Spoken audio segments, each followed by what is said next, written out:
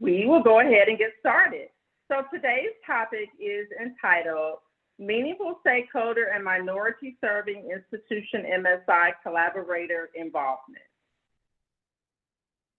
So this is a USDA Food Safety Outreach Program technical assistance proposal that was funded.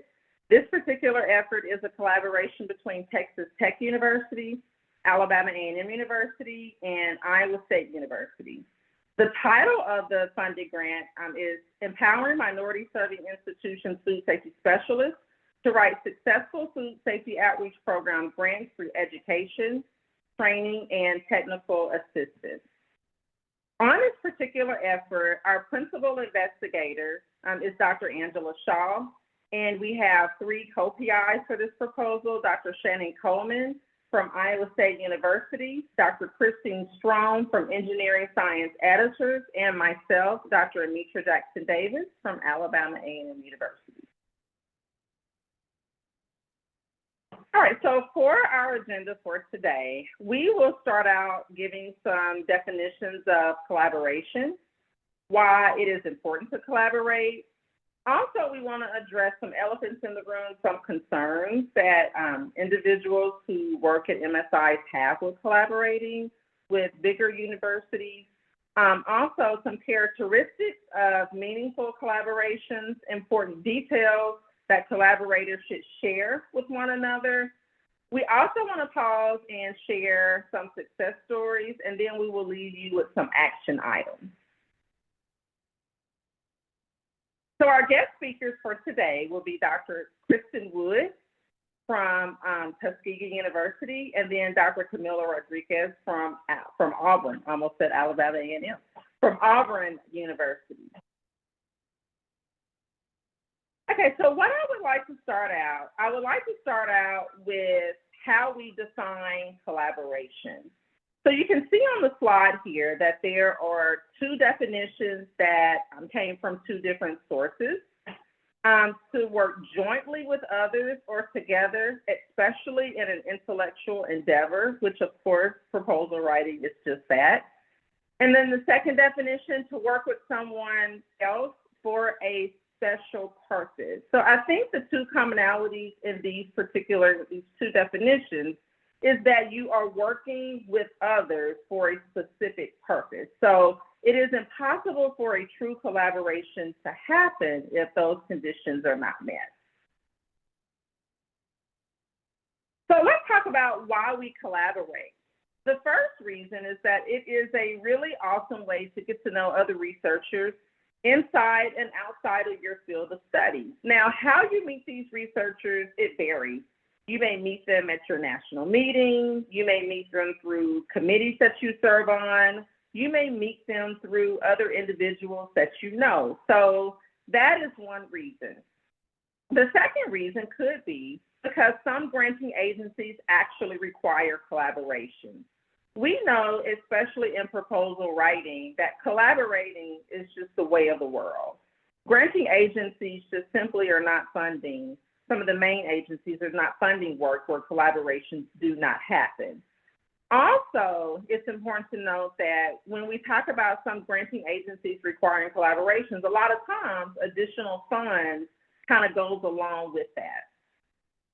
A third reason would be to share knowledge within a given topic. So that is one very common way or common reason why we collaborate.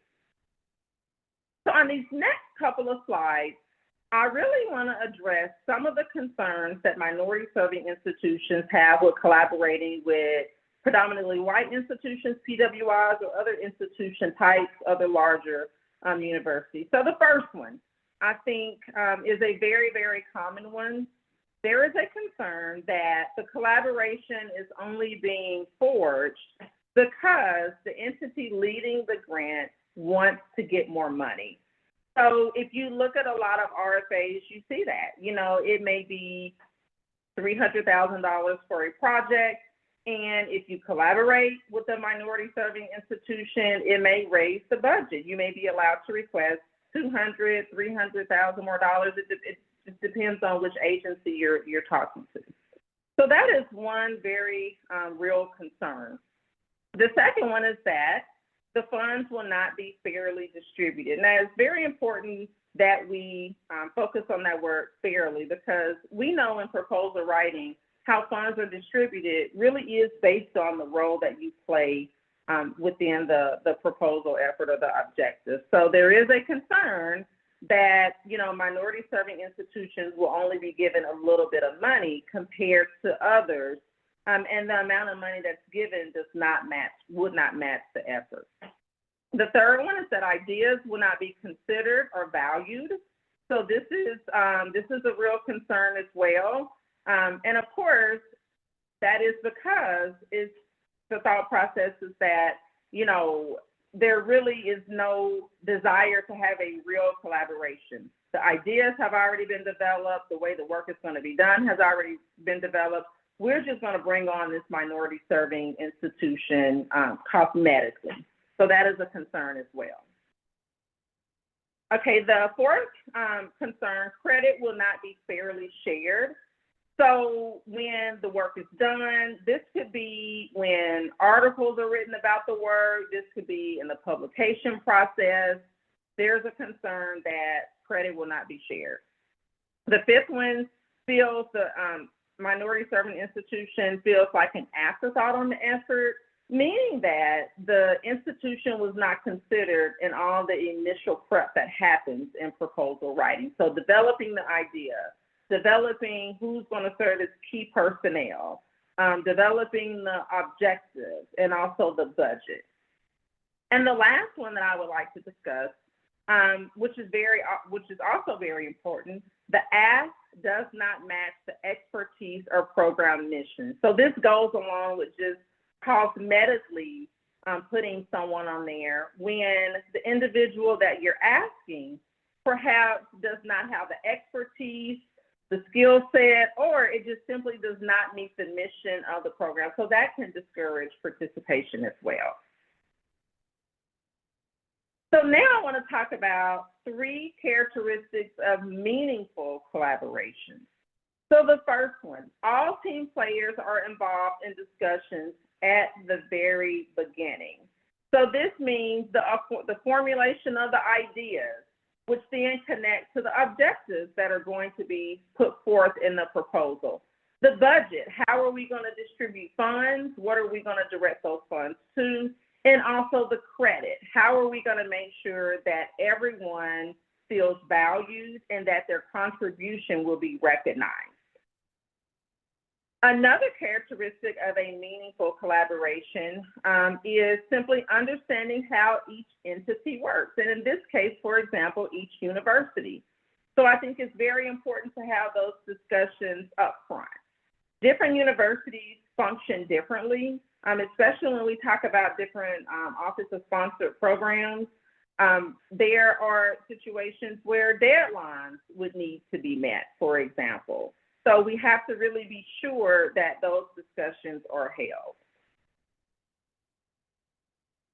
And the most important characteristic, everyone wins. Whenever we have a collaborative effort, everyone should feel like they are winning. No one should feel like they are not benefiting as much as other individuals on the team. So this is very, very important. So let's talk about some important details that collaborators should really discuss and they should share. So number one would be teaching loads. Different faculty within different university systems have different teaching loads. You may have a collaborator that teaches once a year, one class once a year. You may have one collaborator who teaches 3 classes a semester. So when you think about those teaching loads, those are very different, and that will affect how the individuals are able to contribute should the grant be funded. So this is really a really important discussion to have. Internal grant pre and post process. Everyone should have a very clear understanding, all team players should have a clear understanding of how the process within each institution works. Pre-award and post-award, both are equally important. For example, One university may say we have to have everything ready to go 1 week before the due date. Another institution may say it has to be in 2 weeks before the due date. So those are aspects that must be discussed, and that really does prevent a lot of disappointment on the back end. Also, it's important to discuss the desired role or your desired role on the team. Do you desire to be a PI, that's exactly one, or co-PI versus a collaborator? And this ties into the last point, promotion requirements, because we know within the university system, PI and co-PI weigh heavily when we compare to just being listed as a collaborator or just being asked to submit a letter of support. So, and it's important also to remember that with those last two, it could change depending upon the grant itself. One grant may not require you to be a co-PI. One grant may just require collaborator status, but it's good to have those discussions ahead of time. So now I would like to invite in Dr. Rodrigues and Dr. Woods. They will start to share our success story. We've had great success working together as a team for many, many years. And this all started with the Southern Center, which Dr. Woods will start talking about. And the Southern Center, should it get funded, is in round 4. And I think it's 3 years each. So the Southern Center has been around for a while now. So we've been able to successfully work together. And of course, we are from different institutional types, although now Dr. Woods is at Tuskegee University. But when we started our collaboration, she was not at Tuskegee University. So she will start out by sharing, and Dr. Rodrigues will comment as well. Dr. Woods. All right, thank you. When we started to go back and think about this, it was quite the brain project, because we've been working together for a while now and doing so many different things. To actually put on paper the path was really interesting. And I don't think we got everything on the slide there. I think there are a lot of little side projects that we did together, and meetings we went to, and things we talked about for sure. But this is the crux of it, I guess, the highlights. And so I wanted to go back and kick things off with how Dr. Jackson-Davis and I met initially. And I think it all started when the Southern Center for Produce Safety Outreach was initiated. And the Produce Safety Alliance, right about the same time in 2015, hired me as the Southern Region Extension Associate. So the Southern Center took this really unique approach to bringing the region together, and they actually subcontracted 20-some universities and nonprofits from around the South, the Southern region, that were all doing produce safety outreach type work.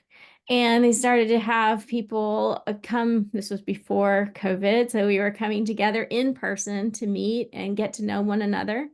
And I was, in the beginning of my job with Cornell University, also trying to get to know everyone in the Southern region, which was kind of new to me. I'd never really thought about doing that before. I'd mostly just done work in Alabama.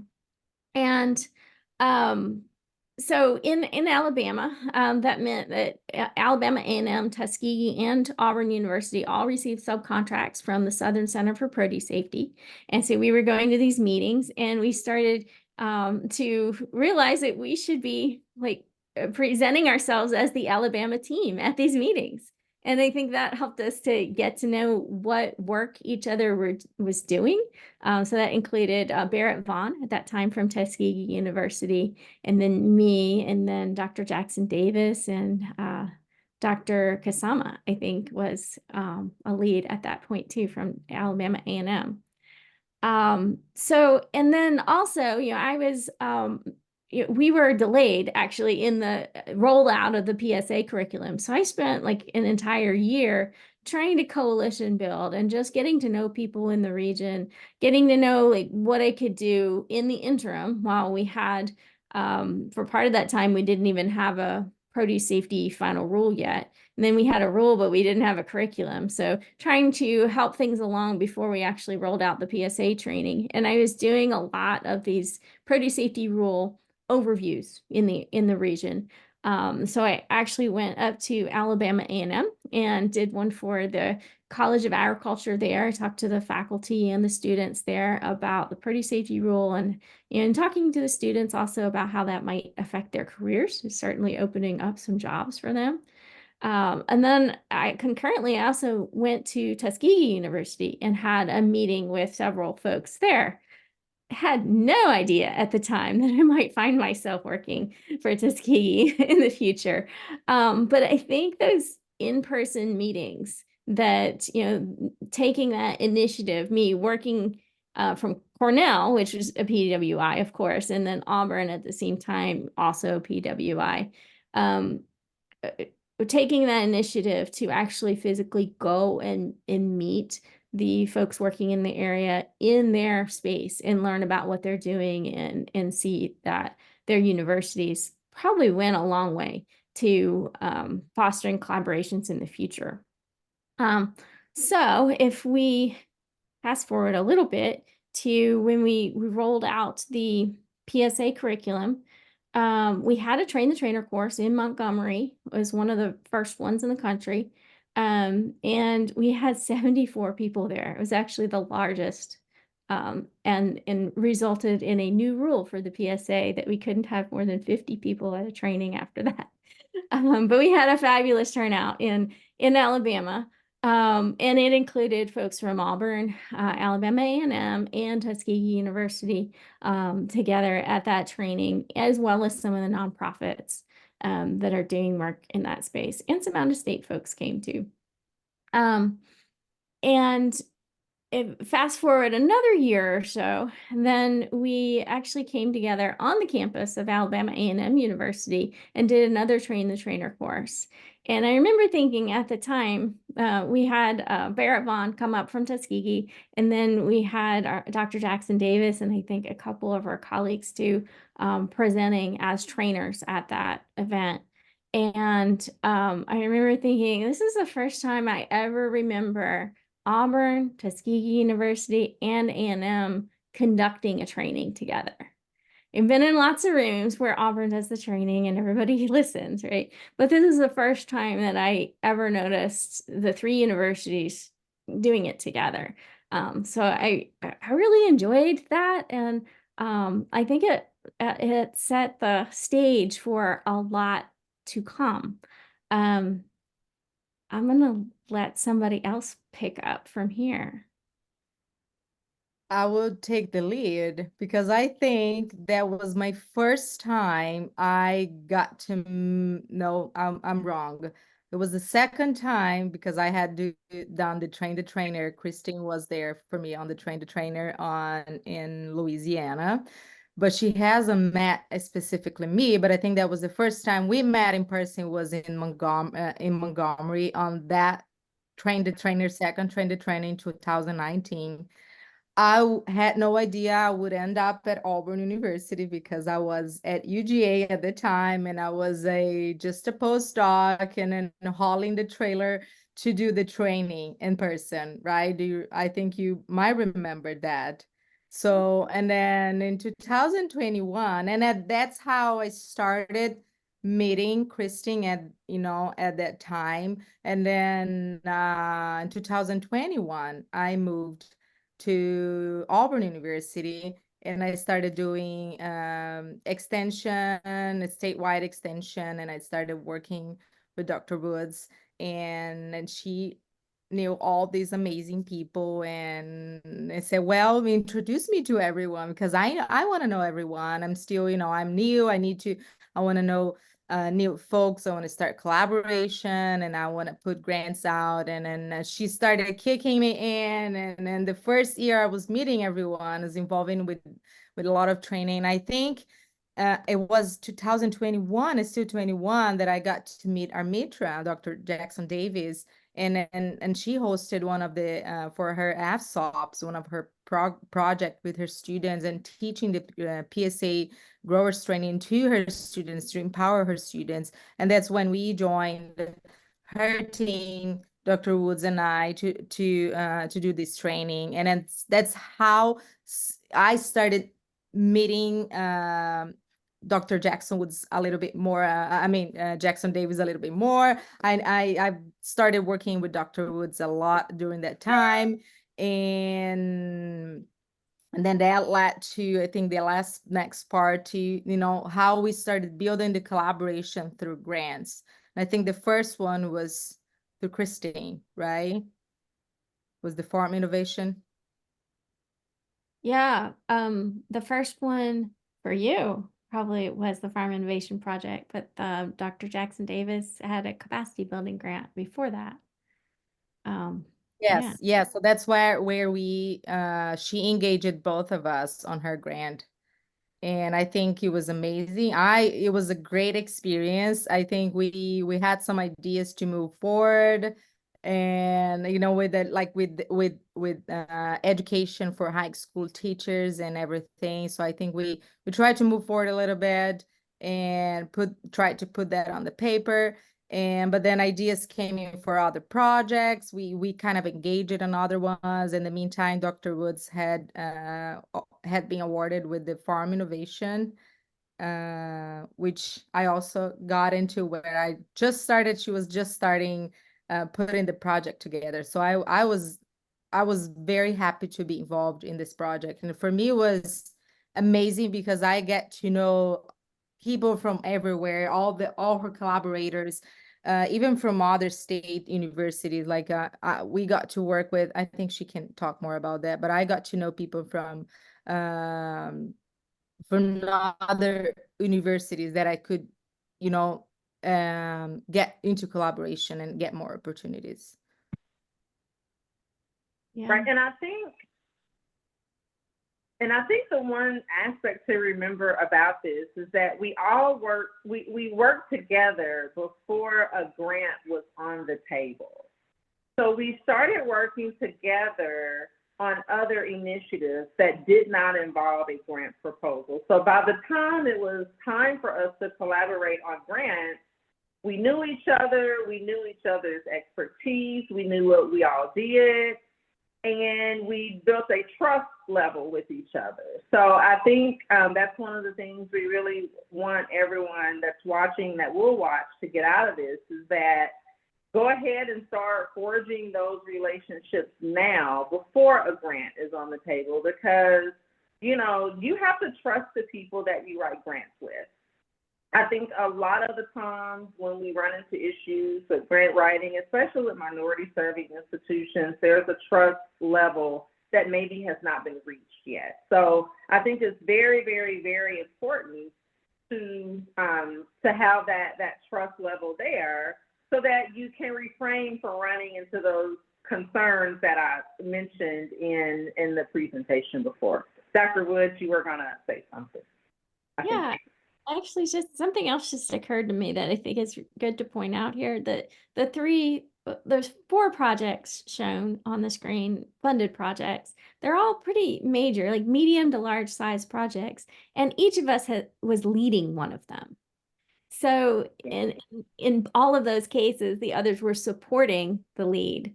And that has really worked out well for our Alabama team. I think I know that when I'm putting something together, I can count on you guys to help with writing and getting things in on time, and then also with implementation. And I hope that you guys feel the same way. I think I would just back up and say it's building your trustness and building this collaboration that you get to meet those folks. But I think for me, it's across all collaboration institutions. You get to trust the ones that you're going to work with, and know that this is going to be done and performed very well. So since the beginning, I met all the individuals here in the meeting. I knew, like, this is a working group that I will be amazed to work with. So I think building that trustness, it's essential. I agree. And I've enjoyed working with both of you very, very much. I've really enjoyed it. And it has worked very well for us. And to think that it all started with the development of the Service Center and us presenting our state reports together really is mind blowing. I mean, I never would have thought it would have, kind of morphed into this very beneficial relationship, collaborative relationship that we have. And so I would like to, just use this as a time to really stress that I know for me personally, when I'm deciding who I'm going to collaborate with, I very rarely accept collaborations. If I get an email that says, hey, Armitra, I'm getting ready to write this grant. Would you serve as a collaborator? And I've never worked with the individual on anything before, and I kind of don't really know them. So I usually decline those opportunities until we forge a relationship so we can know, expectations, so that we can both be mutually beneficial to each other. So that's why I can't emphasize enough building those relationships while the stakes are low. I'll say that, because grant writing is stressful. There are a lot of deadlines. There are a lot of turning wheels. If you have subcontracts involved, it can be a very stressful time.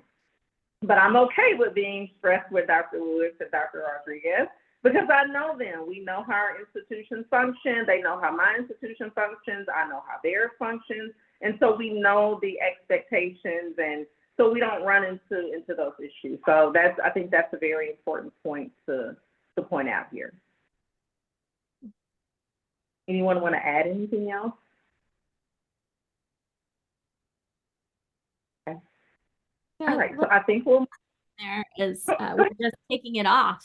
So that's something that I'm pretty excited about, the new capacity building project that really focuses around one of our Tuskegee University facilities, but we'll be inviting all the students and graduate students in the state to come and participate in some training. Yeah, and I think we have some other things planned as well. The three of us do. Yes. Yes. So very excited about that. So the collaborations just continue, right? They just continue on, and then we meet other people through each other. So I think that's important, and it's just building that collaborative network. Okay. All right. So I will go to the next slide. So I had to put this slide here just to show you how students benefit from collaboration. So each of these students that are present on this screen are my former graduate students. They have all graduated. They're all gainfully employed within the industry. But each of these students are a result of my collaboration with Dr. Woods. She knows each of these students. She played a role in helping to train them on the Produce Safety Alliance grower curriculum. And each of these individuals actually became trainers on the Produce Safety Alliance grower curriculum through the capacity building grant that Dr. Woods mentioned before. And so many of these students, all of them know Dr. Woods very well. She knows them well enough to contact them when opportunities become available. So I think it's very important for us to talk about our collaborative nature as, professionals, but also how students benefit from this. So collaborating and getting to work with individuals outside of your institution and institution type really does benefit students. And so this slide, I've shown this slide in many different venues, and it's very, very impactful. And I just expect this to continue to grow as I, train students. Also, I would like to add that this funded grant that we talked about at the very beginning of this webinar is an example of an effective collaboration with a minority serving institution, which is Alabama A&M, and other universities that are there, and also Texas Tech University as well. So it's very important to know that, these efforts these collaborations can happen, they can work. I think we just have to have the tools necessary to ensure success. Okay, so what can you do now? You can start, as we alluded to before, start building meaningful relationships with researchers that are inside and outside of your field of study. And that's something that you can start tomorrow. You can start looking up individuals at other institutions, especially institutions that are different from yours, institution type, and seeing who is conducting work similar to you and start those connections. It's the summertime. A lot of meetings are happening now, IAFP, IFT, PSA, a lot of these meetings are happening, and you can really use them as an opportunity to start to build those relationships. And then, of course, find ways to work together before a grant submission is on the table, and that's kind of what we talked about before. One of the other ways that we work together, I don't think we mentioned, is on symposiums. We would submit symposium proposals through IAFP, and a lot of those were successful. So you can start now finding those ways, those different ways to collaborate with individuals, even before you talk about a grant submission. Okay, so now I'd like to use this time to remind everyone of our webinar on demand series. There's a QR code there, so you can just scan those and you can have access to a lot of those webinars that are listed there on the screen. And these are just some of the recorded USDA FSOP grant webinars that are out there for you to view. So please take advantage of those. There's a wealth of information there for you. And then, of course, as we continue with our general webinar series, you can see right here, May 17th is where we are now. We have 3 more scheduled for next week. So we hope that you are able to join us for those 3. We know you will find them beneficial. Also, I want to remind everyone about our Summer Grant Writing Accountability Group. This is a part of this grant effort. It will be each Wednesday from 10 a.m. to 1 p.m. We'll start each session with a round robin of everyone telling their goals for that particular day. We will also have a spreadsheet for you to track your goals for accountability. We will also have members of our team available to assist you in developing, redesigning, or updating your grant application. So there is a link there and also a QR code where you can sign up. Please take advantage of that.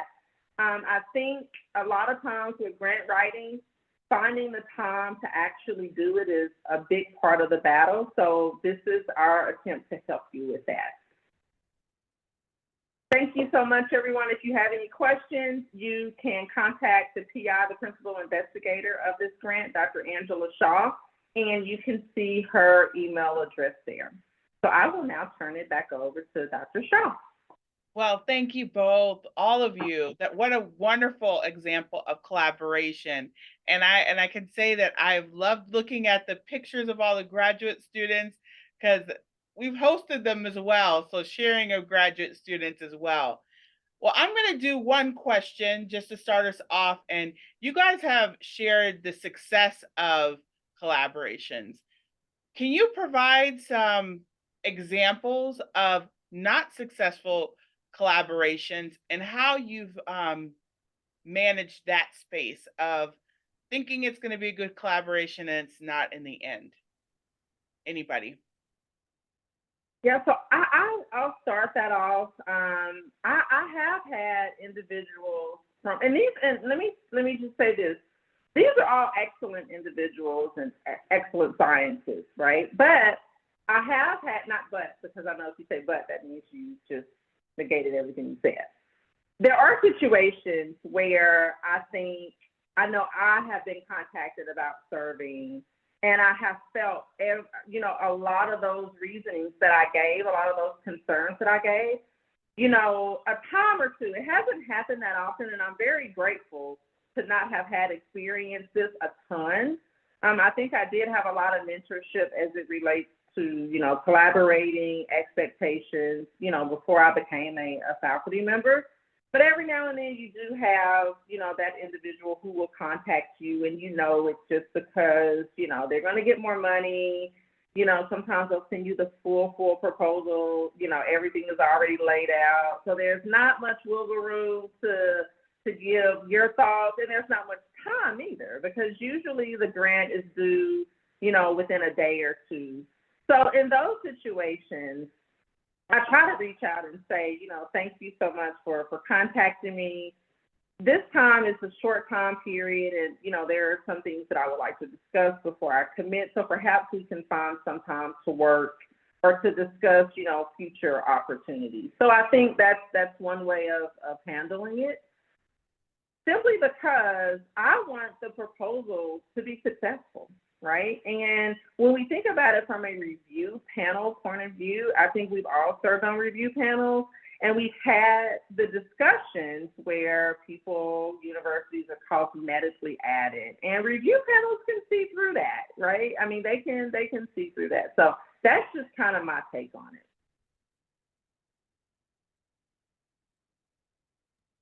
Yeah, I'll chime in with another example and my learning in this area, I guess.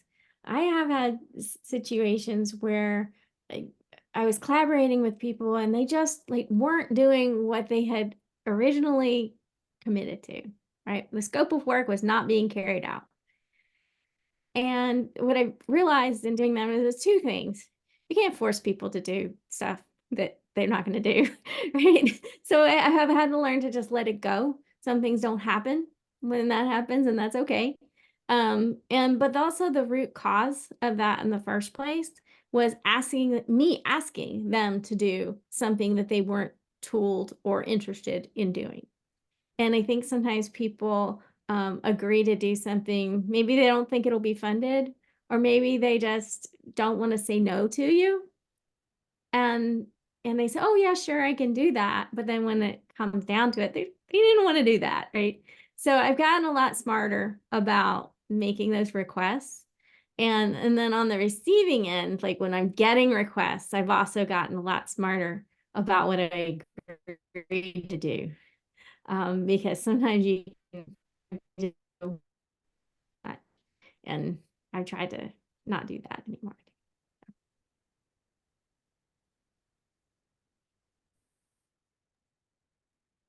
You want to tap in, Camila?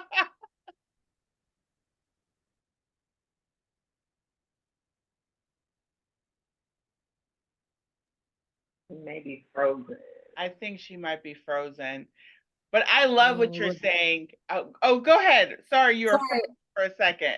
My internet is also weak because of the rain. So, but I would say I've had my turns of experiencing good and bad collaborations where Dr. Woods shared the same thing. I've had people not committed to doing their work, or just then I think I learned with her to let it go and learn a lesson where and who you can't collaborate or not. So I think we all learn our lessons throughout our journey. But yeah. I think one thing that you guys have all pointed out is personalities. So I am not a last minute person. It stresses me out. So sometimes you have to learn who you can collaborate with and what realistic timelines they have. Not saying that, some people love to go right up to the hour, but for some of us, that doesn't work. So I have a lot of friends that I know that we could do extension programs with, but when it comes to stuff that's timeline, probably not going to happen because my blood pressure will not take it. So also it's a matter of knowing yourself as a manager of a project or what have you, and knowing who might be able to fit in those seats as well. Does anybody have anything else to add to that? So I've heard a lot. I'll ask another question and see if somebody from our small audience wants to ask another question. Is starting collaborations can be a daunting process. If you're an introvert like I am, meeting people, you provided some examples, but how are some of the other ways you might meet new friends? I call them new friends that you're going to work with that could become collaborators. I can chime in. I think I've met most of my collaborators, a lot of my collaborators through conferences, networking. And I think it's a great way. Sometimes, you know, funding sometimes can be hard to go to some of these meetings, but I think, you know, even small conferences, sometimes we meet folks more intimidate on some smaller conferences, regional conferences than the big ones, like the thousands ones. But I think going to conference and choosing your targeted audience, I think for me, it was a great experience meeting and networking with other individuals and maybe kicking out some collaborations. Yeah, for me too. I am very much an introvert. And I have learned late in life the value of break time and hallway time at conferences. And so sometimes I go now and I just pick a chair in the hallway and I'm doing my work, but I look up every once in a while and people I wanted to talk to walk by. And it's a it's a great opportunity to stay connected and see people in person. And I wish I'd learned that a long time ago, that, you know, don't go back to your room when you're tired. Go sit down in the hallway and talk to some people. Yeah. And also, I think take the advantage for those that like the time that I attended IFP the first time, and Dr. Woods was there, and I told her, can you introduce me to some folks? Can you, interact me? So I think that's a good way. If you know someone that is more, experienced and doing and then connected with all the other ones, you can, don't be afraid, and don't be shy and don't be afraid to, start meeting new people this way. So I think it's a great way as well. So I tracked in and I told her, can you introduce me to, to this person, to this? And I think I got to meet a lot of folks like this way as well. Yeah. I don't remember if I ever shared this with you, but I had a list of people to introduce you to. You sent me that list, I think, in the first 6 months. Yeah. Yeah. And if I could just add to that, definitely serving on review panels. If you get a chance to serve, if you haven't served on a review panel, it's an awesome way, even though they're mostly done virtually now, it's still a good way to meet individuals within your discipline and also individuals that may be a little bit outside of what you do, because review panels can be, narrow and wide at the same time in scope as it relates to expertise. So I think that's a good way as well, making that list of individuals that you see on the panel that you want to further develop professional relationships with. I love that, because I think for me, I've gone to a lot of conferences that are related, but not related to my expertise. So I am not a horticulturalist, but I work with produce. So I find myself surrounded by plant physiologists and soil scientists and water quality people, because like we talked about just a few sessions ago, you have to talk about the big problem. And so with big problems, you need to have a lot of expertise. And so I like going to conferences that are related, but typically I'm the only food safety person in the whole room. And I get to learn about all different fascinating things. And so for my research right now, I'm using a lot of stuff that plant physiologists have learned and found and applying it. And so we talked about that before in another session about how you can use other areas and make it novel and innovative and things like that. So sometimes I just plop myself out a growers meeting or something that's not related, health related. I went to a cancer symposium. I don't work on cancer, but I work on produce, and produce does help solve cancer. So we got some relationship there. Anybody else have anything to add? Well, I'm in a horticulture department, so I get to meet, like, normally when I go to the horticulture meetings, I only see Angela and probably Amanda from Kansas because we are all from horticulture department.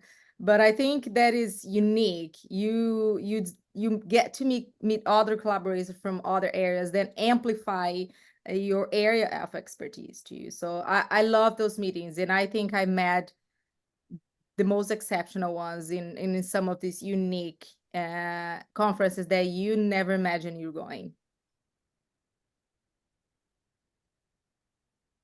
Yeah, I agree with that. I have a broad interest set. So I am 100% extension. So I don't have a specific research area that I have to stick to, which allows me a little bit of flexibility in my broad interest set. So I go to composting conferences, and I'm starting to get into beekeeping now. So there's the whole pollinators and wildlife there. I love learning the new things, but then also, meeting the new people that are doing that type of research. And I think, go ahead. Yeah, I wanted to ask you guys that if maybe you would talk more about this, but a few years ago, I was involved in something called Sarah 47, which is the USDA working group for produce. And I found that to be a great way to meet new people. And I think they're mostly like research groups that USDA is formed. But I wonder if you guys, because you're researchers, you might be involved in some others too. So the experimental station groups are really big for land grants. If you guys are out there, I've been involved with several pre-harvest ones. I've been in a CEA one. So these are wonderful groups to also find collaboration with similar goals. And I've been a leader of some of these S groups. I call them the experiment station groups. The USDA puts on. So I've had great experience with those. And they give you money to go to the annual conference every year. Your university does if you participate, anywhere from $750 to $2,000. So love those.